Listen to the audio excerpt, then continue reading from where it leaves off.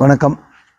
நேற்று அகமதாபாத்தில் நடந்த விமான விபத்தை பற்றி பேசலான்னு 241 பேர்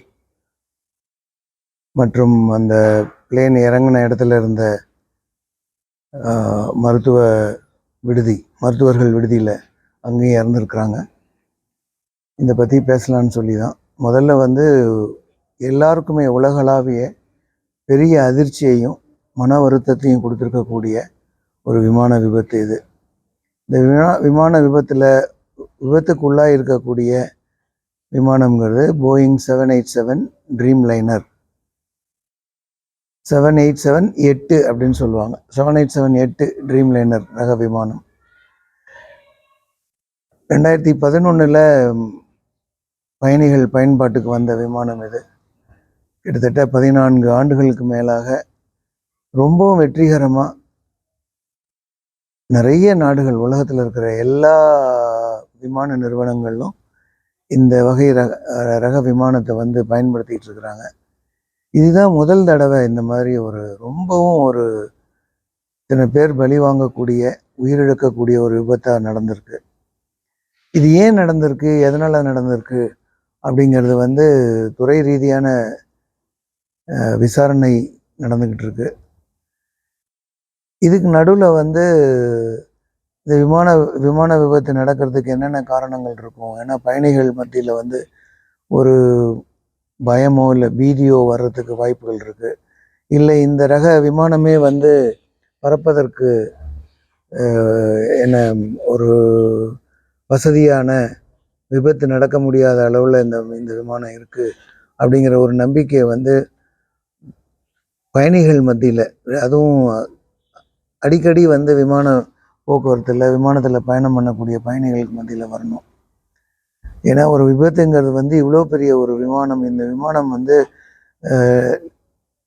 லேட்டஸ்ட் டெக்னாலஜிம்பாங்க, தொழில்நுட்பத்தில் அதிகப்படியான வசதிகள் இருக்கக்கூடிய விமானம் இது.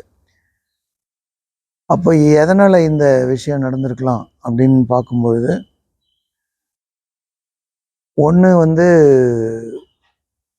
இன்ஜினுடைய, அந்த விமானத்தில் இருக்கக்கூடிய இயந்திரங்கள்ல பவர் லாஸ், பவர் குறைந்திருக்க வாய்ப்புகள் இருக்குது.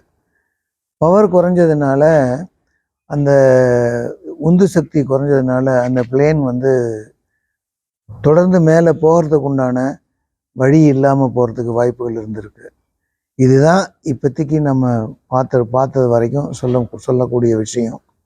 இது தவிர்த்து ஸ்பெகுலேஷன் அப்படிம்பாங்க, யூகத்தின் அடிப்படையில் நிறைய விஷயங்கள் பேசப்பட்டிருந்தாலும்,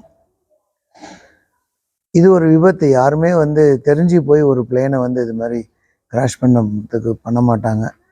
எல்லாத்த விட இந்த பிளேன் கிராஷ் ஆகிறதுக்கு உண்டான வாய்ப்புகளே ரொம்ப குறைவு. அப்போ ஏன் இது நடந்திருக்கும் அப்படிங்கிறத பற்றி விரிவாக பேச வேண்டியது இருக்குது. நிறையா பேசணும். இதில் இப்போதைக்கு நம்ம எப்படி எடுத்துக்கலாம்னா, நடக்கக்கூடாத ஒரு விபத்து நடந்திருக்கு. அந்த பிளேனில் அந்த விமானத்தை பொறுத்த வரைக்கும் ரொம்பவும் சீரியஸாக, அதாவது ரொம்ப நம்ம பாதிப்புக்குள்ளாகக்கூடிய ஒரு விஷயம் அதுக்குள்ளால இருக்குது அப்படிங்கிற அளவில் பொதுமக்களோ இல்லை விமான பயணம் எடுத்துக்கொள்ளக்கூடிய பயணிகளோ அது மாதிரி நினைக்க வேண்டிய காரணங்கள் எதுவும் இல்லை. இதை விரிவாக திரும்பவும் பேச வேண்டிய ஒரு சூழ்நிலை இருக்குது. அதனால் நான் இதோட இப்போ பேசுகிறத இந்த அளவில் நிறுத்திக்கிறேன். அடிப்படை காரணம், அந்த உந்து சக்தி குறைஞ்சதுனால அந்த பிளேன்னால் தொடர்ந்து மேலேயும் போக முடியல.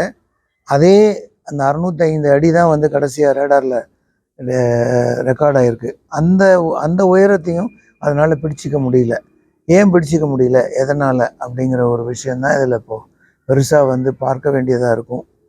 அதை விரிவாக நம்ம பிறகு திரும்ப பேச வேண்டிய ஒரு சூழ்நிலை வருது. அப்போ இது விரிவாக பேசுவோம்.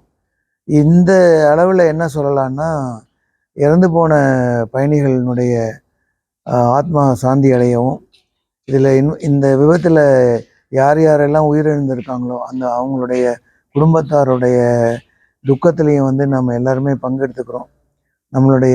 நம்மளுடைய வேண்டுதல்கள் அவங்க எல்லாருக்குமே, குடும்பத்தினர் அனைவருக்கும் இறையருள் நல்ல ஒரு மனசாந்தியையும் மன உறுதியையும் கொடுக்கணும் அப்படின்னு இந்த சமயத்தில் வேண்டிப்போம்.